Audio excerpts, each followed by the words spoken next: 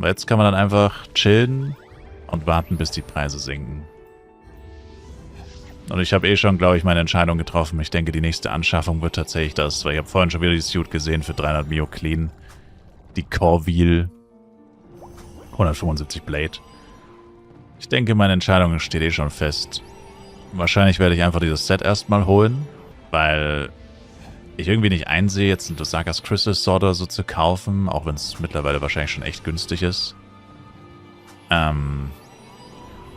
Ich sehe es einfach nicht ein, weil die Waffen werden ja höchstwahrscheinlich noch günstiger. Und es wird jetzt auch am Schaden nicht so massiv was ändern. Es sei denn, die Waffe ist halt wirklich richtig gut. Und eine richtig gute kostet wieder richtig viel, so ungefähr. Also vorhin war ja, glaube ich, Hannes X Ulti plus 6 für 80k oder so. Oder, ne, Moment, es war 30k, aber es war Current Offer, es war nicht AW. Würde auch keinen Sinn ergeben, weil die war Ulti plus 6.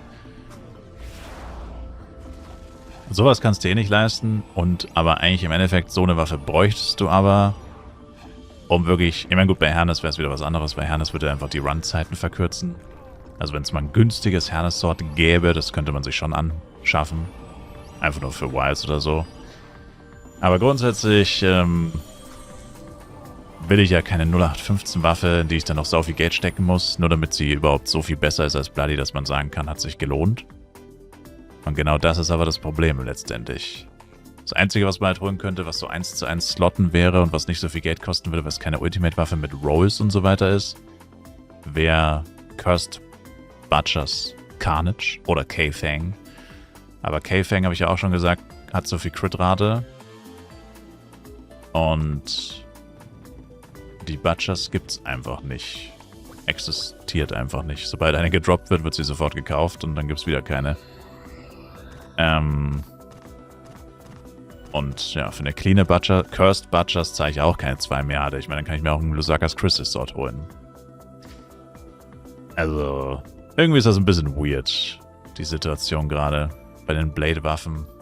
Generell bei den Waffen, wie gesagt, vorhin war ja auch 3 Milliarden Behemoth-Knuckle und 3,3 Milliarden für Lusakas Crystal. Das ergibt überhaupt keinen Sinn.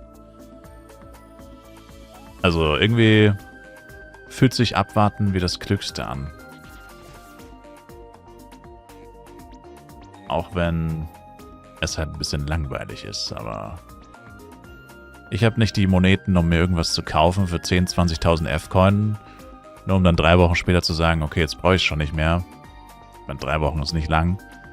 Und dann verkaufe ich es mit 30% Verlust wieder. Und dann habe ich einfach 5.000 bis 10.000 F-Coin in den Sand gesetzt oder so. Das ergibt irgendwie keinen Sinn. Und bei den Sets ist es ja so, wenigstens, bei dem 175er und auch beim 180er, weil das 180er wahrscheinlich noch zu teuer ist. Naja, die trägst du ja dann für immer, letztendlich. Also, wenn du die kaufst, wäre es ja nicht so schlimm. Also, selbst wenn du sie für ein kleines bisschen mehr kaufst, weil sie auch noch günstiger werden, natürlich.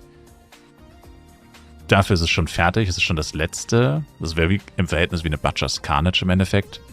Und ich sag mal so, sobald du die hast, steckst du da dein ganzes Geld rein und das ist ja dein letztes Item und dann bist du fertig, so ungefähr. Deswegen denke ich, wird es eher so ein Set werden, wahrscheinlich. Mich ärgert es auch immer noch dieses Suit, diese eine random Corvée Suit plus 10, 28% für 1,8 Milliarden. Wenn ich jetzt 1,8 Milliarden hätte und die dann noch im Shop wäre, würde ich die sofort kaufen.